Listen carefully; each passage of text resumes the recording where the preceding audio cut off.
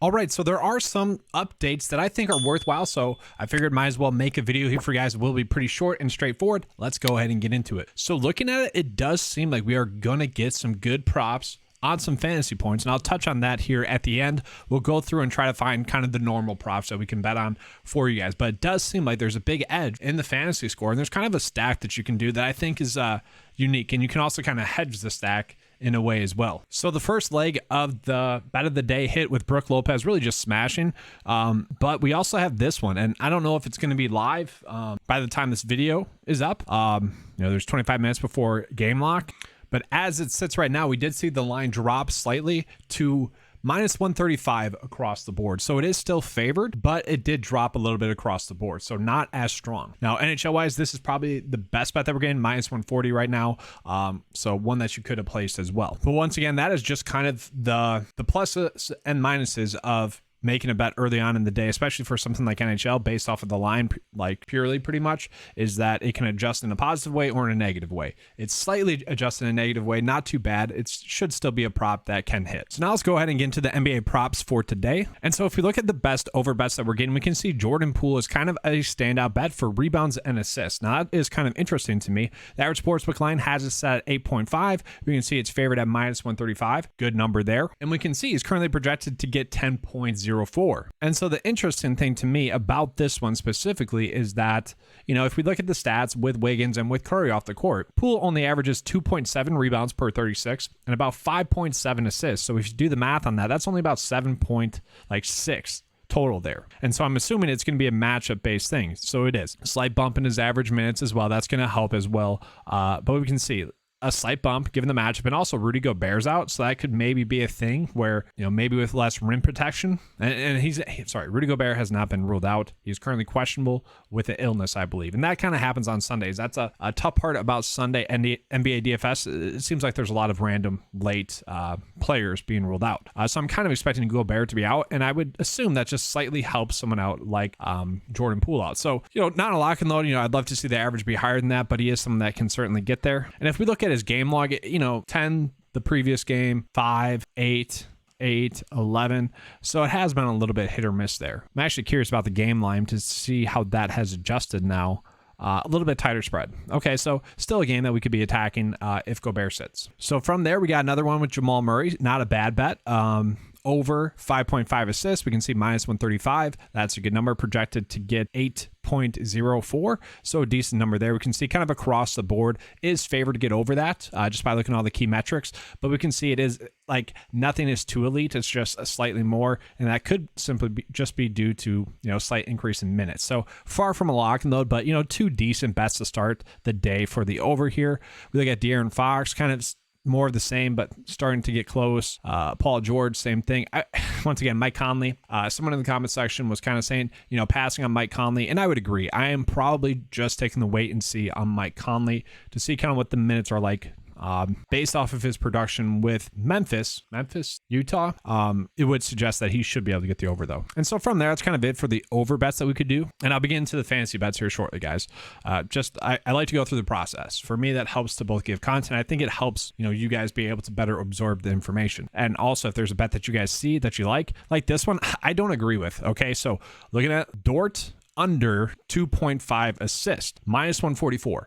Okay, but he's projected to get 3.01. And this is very interesting, extremely interesting to me, actually. So if we look at Oklahoma City Thunder, if we look at the per 36 with SGA off the court, Dort is someone that only averages 2.9 assists, and he doesn't get a bump in production. 0.2 assists. He gets a bump per 36 with SGA off the court. So not a big bump. And so why might Vegas be favoring that? Well, it is a decently high scoring game. The highest scoring game that we're getting on the night slate, 238.5. And it is projected to be a close game, so that's probably why. So I could see it. I just don't like the fact that he is projected to get over that. But on paper, not on paper, Vegas-wise, lines-wise, if we're just chasing lines, that's the best one we're getting.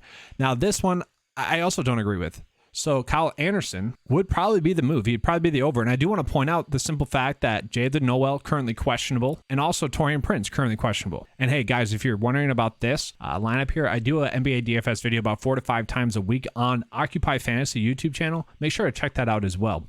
We're trying to get to 6,000 subscribers over there. So if you guys like the FanDuel DraftKings side of it, you can check out there. But if those two sit, that just means that Kyle Anderson would get a ton of run in this game, and he is someone that could benefit with Rudy Gobert off the court as well. Now, stats don't exactly suggest that too much. Only gets about 0.7 more rebounds per 36 with Gobert, Russell, and Towns off the court. But we can see like why another line like this would be one that we might want to kind of hesitate on. Ant-Man, same thing. All these underbets that are favored, they're ones in which they're projected to get over. So probably just staying away from those ones. Okay, and if we continue on, let's go to like overbets where the lines don't match.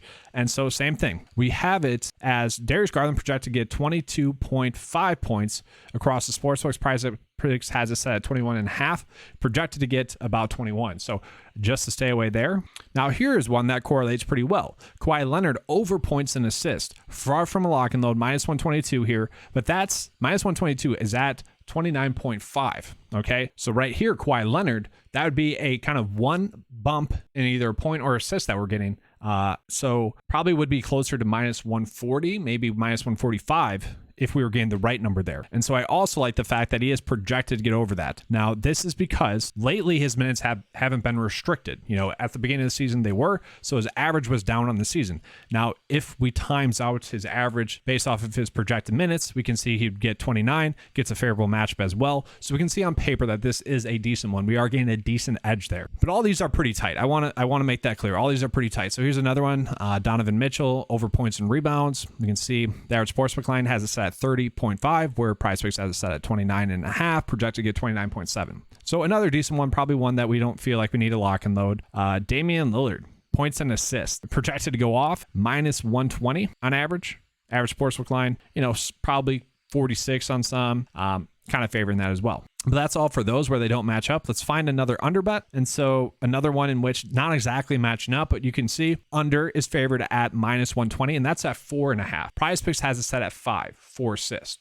Okay, and he's projected to get 4.8. So a potential bet that you can make there. And once again, not touching Kyle Anderson. So let's go ahead and get into these fantasy point prop bets that I like. And so guys, I am actually going to work on a video, I think tonight or tomorrow, going over kind of the difference between attacking DraftKings and FanDuel and then PrizePicks and Underdog in terms of like payout structure and whatnot. And part of that research that I've already started to do is that it seems like, and this is based off of a smaller sample size, but it seems like there is a slight edge in terms of chasing fantasy production on PrizePicks than there is on like DraftKings. And that's taking averages and fantasy point projections. So just interesting there to me. But what I find super interesting here is that Josh Giddey is projected to get 40 fantasy points. Okay. And the extremely interesting thing to me here is that his per 36 production does not really increase with SGA off the court. Actually, his fantasy points go down per 36 with SGA off the court. About three or so points, fantasy points. Okay.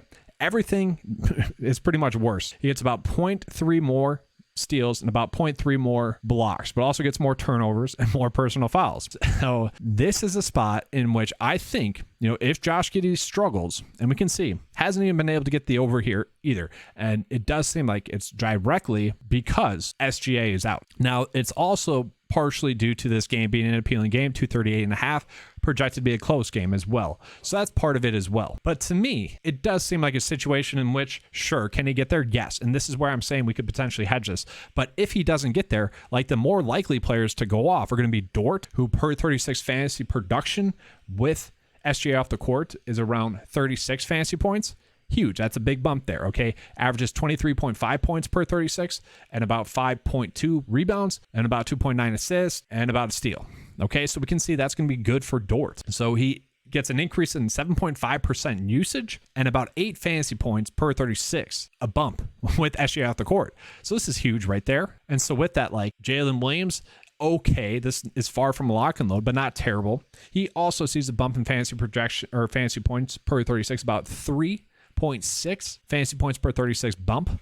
Okay. And so he averages about 32 fantasy points per 36 with him off the court. So a smaller spread there, but at the same time, if Josh Giddey's not going off, you know, maybe Jalen Williams is going off. Isaiah Joe is another one of those players that is extremely productive with him off the court. And with Isaiah Joe, it's going to be specifically about the minutes. Okay. So with SGA off the court, the two players that get the most minutes are Josh Giddey, Trey Mann, and then after that, it goes Kendrick Williams, Jalen Williams, Aaron Wiggins, and Isaiah Joe. So Isaiah Joe is like half the minutes that Trey Mann gets. And why is that significant? Well, Trey Mann is the backup point guard. So the question is, what minutes are he going to get, or what minutes will he get in this game? We don't exactly know. He could be someone that does get minutes in favor of Isaiah Joe. That's really what the bet is for Isaiah Joe here. But we did see in the last game, Isaiah Joe had 36 minutes. Okay. And to me, that is huge. If he is going to be getting those minutes, then he is someone that we just need to be playing, because per 36 says we should be playing him. Per 36 numbers say 36 fantasy points. And so that'd be like 10 over, 11 over this number. And so this is very much a bet on the minutes here. It's not a lock and load because, once again, second half of the season, we don't exactly know what the purpose is of a lot of these players, of the coaches, like what they're trying to accomplish.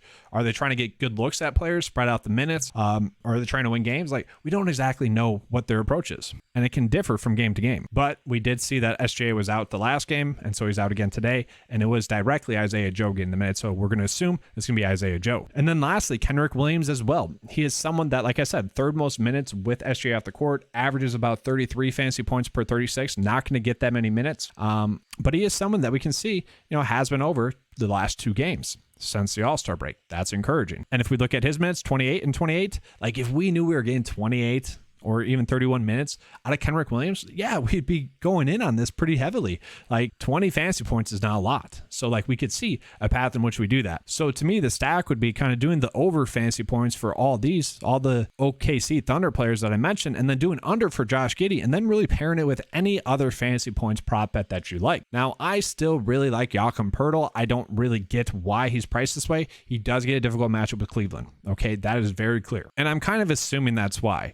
And this does worry me a little bit as well. Only 27 minutes in the last game against Detroit. The previous two, 30 and 27 since he's been with Toronto. So obviously, if those minutes are there, he's going to smash. He's going to crush. But it is the simple fact that we have seen his minutes get reduced 2 straight games. And now this is the back end of a back-to-back. So I'm hoping that he got less minutes last game because of that. They had a back-to-back. But that is really the gamble here. And so like Isaiah Joe, Jakob Poeltl probably would be my 2 favorite bets on the day, as well as Dort. Dort should be a safe one. These two, Joe and Jakob Poeltl, are very much based off of the minutes. Okay, so we're betting on the minutes. Okay, sure. Can they have a terrible night shooting and not get there? Yes. We need them to have an average night shooting, right? That happens with anything in NBA DFS, okay? Like, players can have a terrible night shooting. That is just going to happen, right? Can't really predict that either. But it's one of those situations where if you continue to make the correct decisions, it'll pay off in the long term. And that's always kind of my approach, is making profitable decisions in the long term. And so like that'd be the 6 leg bet I would do.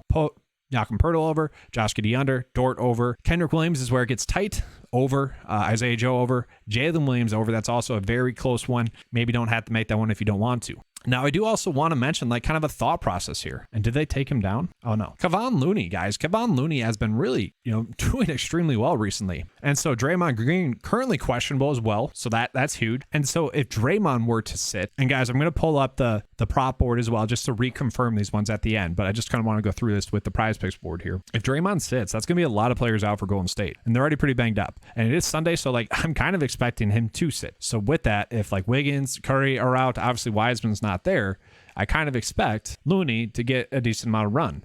And his fantasy point total per 36 is almost 40 fantasy points. So it really just goes off. And so obviously not going to get 36 minutes, but maybe gets to 30 minutes. And if he gets to 30 minutes, would just be a simple lock and load. Now, what's the appeal here? The appeal is that they are going to be potentially without Rudy Gobert. And if they're without Rudy Gobert, that's obviously a little bit easier for him. Now that he could get a block or two, that would obviously help.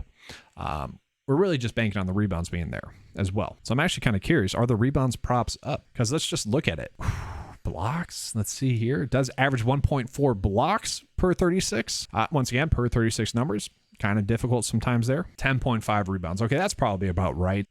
Okay, so he averages 9.9 points per 36 and about 14.4 per rebounds per 36 with all his players off the court. And so to me, if we are betting on rebounds or even points, which the per 36 numbers suggest that we should, then we'd probably just want to just do fantasy points. And that's where I'm coming to. Kind of like Brook Lopez earlier today. And then with that, guys, if Jalen Noel is out for the Minnesota Timberwolves, that's going to open up a lot of playing time for a lot of players. Jaden McDaniels could be a decent play. fantasy wise. We can see the production's been there the last few games. Obviously, like the matchup with Golden State as well. So we can see the minutes have been there recently. And so once again, this would be a bet on the minutes if you're betting over the fantasy points. Kyle Anderson, once again, 28, 31 minutes, another bet that you'd make if you think the minutes are going to be there. And then just someone did bring up kind of the point, and then I did comment on this as well. Cam Reddish, I still like as a prop. Like, I don't mind it. Jeremy Grant is going to be back tonight, and I did kind of mention that at the end of the video. So, like, less appealing there, but they are still going to be without a couple of starters. And so we don't exactly know how many minutes Cam Reddish is going to get in this game for sure. So, NBA DFS really comes down to minutes, especially with the secondary or even like further than that type plays. But this is very much a bet on the minutes. And so with Winslow, with Simons, with Yusuf out, it won't be surprising to see him get the start at the shooting guard position. And if he does, especially against Houston, he should be able to get there. And I also want to point out a lot of the Denver players are currently banged up. So maybe one of them, maybe like KCP or someone becomes a decent play. We don't know. MPJ is currently questionable. Jamal Murray currently questionable. So, it's kind of a wait and see approach. Probably just not playing anyone there. Okay, so I mentioned I would be getting into this chart here, guys, just to show you guys kind of what I'm seeing. And just to see if the data is kind of backing them up as well. So we can see Jaden McDaniels is actually the one that the data likes the most. So we can see average minutes on the season, 27.6, projected about 4 more minutes. So if he gets 4 more minutes, kind of expect him to be a little bit more productive based off of his average. About a 2.6 point edge there. So not terrible. Look at someone like Isaiah Joe. Isaiah Joe, once again, we're betting on the minutes here. Averages 12.89. Last game had 36 minutes. Okay. We look at his per 36 numbers should go off with SJ off the court. If he's starting and the expected lineup has him starting, then he is going to be a decent play in theory. Okay. These players like Isaiah Joe, like Cam Thomas, I guess, for instance, during his stretches, like it's great while they are going through those stretches, but typically speaking, like these aren't studs. Like they're just okay role players that can step up for a short period of time. The difference between like stars and like role players is literally that role players can step up for a little bit in a short period of time. Stars are stars because they can do it for a long time on average. And all stars they can do it night in and night out, right? And the best players just rarely have an off night. That's kind of the best way to look at like NBA DFS to me. And so, yes, it is risky in theory, but small sample size. We're not asking for much. Expect him to step up in this short period with SGA off the court. So from there, which is the next one that I mentioned that is popping up? Well, we got Jakob Poeltl as well. So we can see, let's see the minutes here. On the season, average 27.8. And even at that, guys, should be able to get the over just on paper, okay? Now, the issue here is that if he does get 27 minutes, this projection right here is based off of his projected minutes of 30.4. So if he does only get 27.8, which is what he got last game, obviously the back end of a back-to-back, it's Jakob Poeltl. The Spurs were very hesitant to give him minutes, and I personally think that we saw that happen at the tail end before All-Star break simply because they were trying to trade him. They didn't want to risk him getting hurt and whatnot. They wanted to see what they had in Zach Collins.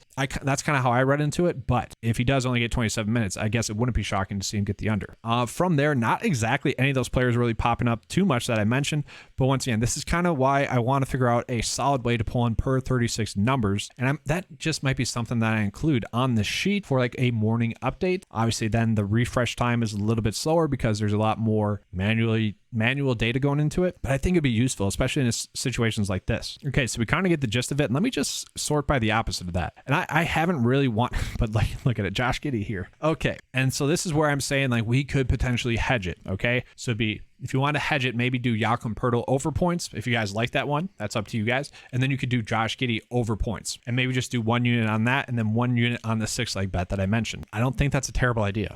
So another thing I want to point out, like Dort actually projected to get under. And once again, this is because of the per 36 numbers. Okay, that is exactly why he's not expected to get over.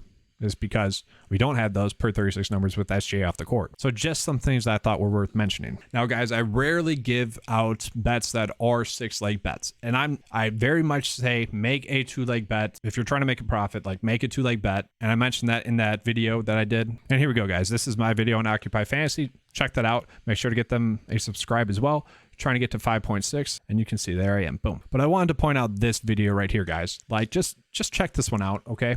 it talks about strategy and whatnot and everything. And so my strategy is literally just take the best bets that are available and roll with. And the way that you can like manage your bankroll better is just by finding the best bet that you think is available on the day and betting that 2-leg bet. And if you're doing it correctly, doing the process correctly, you should be successful in the long term. If you have a losing bet one day, you could also double it as well. So that's why I very much hesitate to give these like 6-leg bets out. Okay, so let's go ahead and give it though. So here is one that you can do. Once again, Pirtle over fantasy points, Dort over fantasy points, Jalen Williams, and this is probably going to be the biggest sweat of it. Just looking at the per 36 numbers, Joe over fantasy points, Williams over fantasy points, and Josh Giddey less. And to me, that correlates pretty well because if Josh Giddey is not like going off, thus those other players should be going off as well. But I do kind of expect that production to be spread out in that sense. And maybe we have one too many, Thunder players here, 4 players going over their fantasy points, maybe not the best. So maybe you take off Jalen Williams if you wanted to go that route. So now here's another one that you could potentially do as well to get a little bit less of the Thunder players. That's really up to you guys.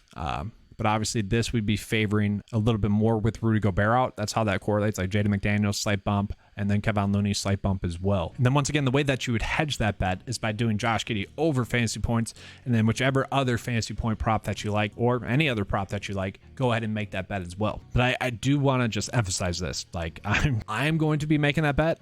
Maybe you reduce the amount that you bet on it. Like I very much don't like to tell people do a dumb bet. And I personally, I don't think making 6-leg bets are smart. Like they just aren't.